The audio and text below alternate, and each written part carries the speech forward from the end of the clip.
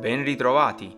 Nella prima puntata abbiamo percorso insieme la cosiddetta Via del Sole. Oggi partiremo alla scoperta delle sorprese che ci riserva il bosco incantato di Faito fino ad arrivare in cima al santuario di San Michele. Ma prima di proseguire, mi raccomando, iscrivetevi al mio canale e attivate la campanella per rimanere sempre aggiornati. E ora seguitemi! Partiamo da dove eravamo arrivati la volta precedente, il centro sportivo. Dopo poche centinaia di metri ci troviamo ad un bivio. La strada sulla destra porta alla sorgente della Lontra, una delle più famose di Faito. Oggi è una semplice sorgente di montagna, ma nei primi anni dell'Ottocento i Borbone avevano fatto costruire una vera e propria diga per accumularvi l'acqua da usare per l'irrigazione e l'allevamento. Nella puntata di oggi proseguiremo a sinistra per attraversare il villaggio Montefaito. Andiamo! Nel 1949 l'inizio della costruzione di questa serie di villini per volontà di Ivo Vanzi, amministratore della SFSM, detta comunemente vesuviana, cambiò il volto del gigante verde. L'idea di un villaggio in quota, o meglio di una stazione climatica sul Faito, era già venuta al conte Girolamo Giusso, ma si dovette aspettare al dopoguerra, in particolare nel 1946, quando nel primo numero della rivista di Adriano Olivetti, Comunità, si descriveva il progetto e addirittura nel 1948 sulle vie d'Italia veniva illustrato in maniera più compiuta. Proseguiamo e facciamo una prima sosta al Piazzale dei Capi. Il nome originario è Posta del Capo, poiché proprio in questa zona veniva fissato l'argano di testa per il trasporto con grosse corde, il capo appunto, di legna, pietre e fascine. Come potete vedere, da qui si ammira uno dei più bei panorami che spazia sui due golfi. Inoltre, questo posto rappresenta anche l'arrivo della strada privata costruita dal conte Giusso proveniente da Quisisana e oggi praticabile per escursioni.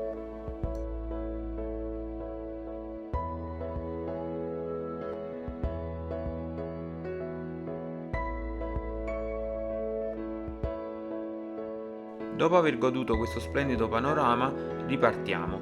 Sulla destra incontriamo una strada che ci conduce di nuovo alla Lontra, si ricongiunge con quella che è la strada vista all'inizio. Noi ovviamente proseguiremo dritti.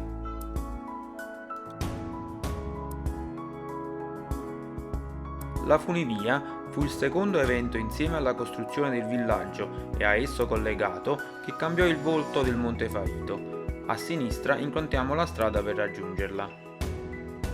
La funivia fu inaugurata il 24 agosto del 1952 e attualmente è in funzione ma esclusivamente nel periodo estivo.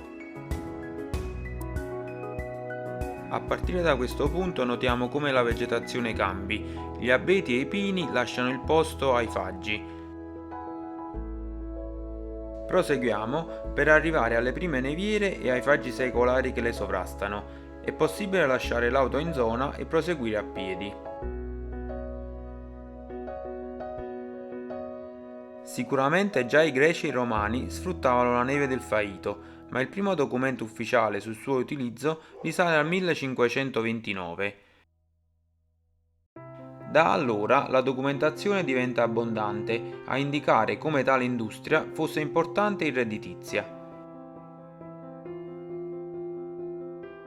L'industria della neve riguardava la raccolta e la conservazione della stessa.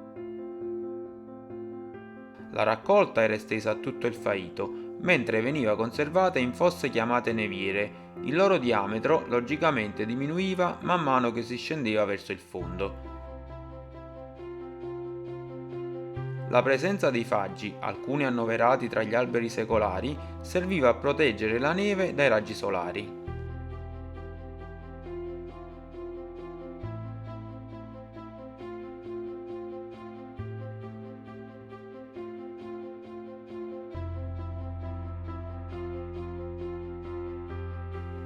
Dopo questo splendido salto nel passato, ripartiamo. Raggiungiamo il Campo del Pero. Questo toponimo indica come questa zona in passato fosse ricca di alberi di pero. Negli anni più recenti vi si realizzò un centro ippico in cui si svolgevano gare a livello nazionale. Mitiche sono rimaste le prestazioni dei fratelli Linseo. Oggi il posto è il crocevia di numerosi percorsi da trekking e vi lascio le immagini di alcuni posti che possono essere raggiunti agevolmente lasciando l'automobile in questo posto.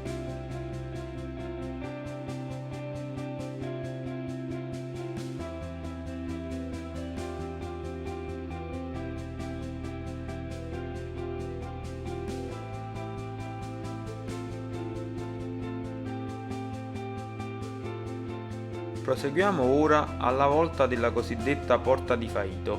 In questa zona c'è una sorgente ad alta quota detta delle Scorchie, incanalata dal Conte Giusto fino a una cisterna che alimentava una fattoria più a valle.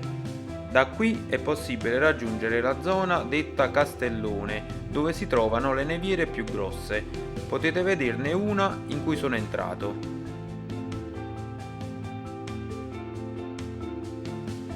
È possibile poi raggiungere, attraverso un percorso non adatto a tutti, la grotta dove la tradizione vuole che si recassero i santi Catello e Antonino in preghiera.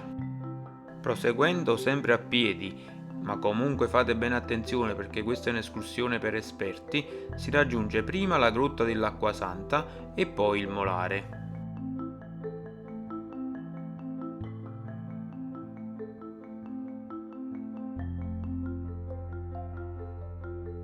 Dopo aver scoperto e svelato questi splendidi tesori, ripartiamo.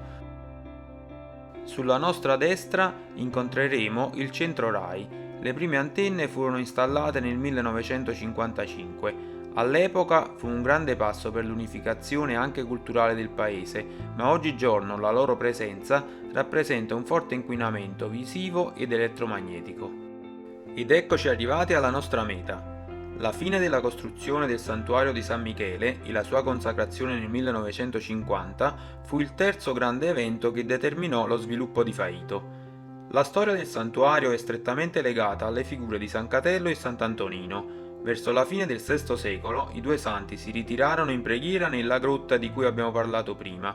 Una notte San Michele Arcangelo apparve in sogno ai due santi, ordinando loro la costruzione di una cappella in suo onore. In poco tempo, sulla cima più alta dei Monti Lattari, ossia Monte Sant'Angelo, conosciuto anche con il nome di Molare, fu costruito un primo tempio in legno.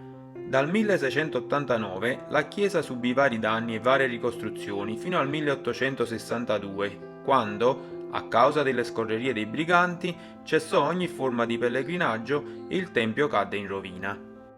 Successivamente si susseguirono invano tentativi di riedificazione della chiesa, come nel 1899 per volere del conte Giusso o nel 1935 per volere del vescovo Ragosta, progetto poi abbandonato a causa della guerra d'Etiopia. I lavori di costruzione del nuovo santuario, per opera del commendator Sciaretta, iniziarono nel 1937. La chiesa fu consacrata soltanto il 24 settembre 1950 dopo una lunga interruzione dovuta allo scoppio della Seconda Guerra Mondiale. E ora siamo arrivati alla fine della nostra gita su per il Monte Faito. Spero di avervi fatto conoscere cose nuove e tante curiosità.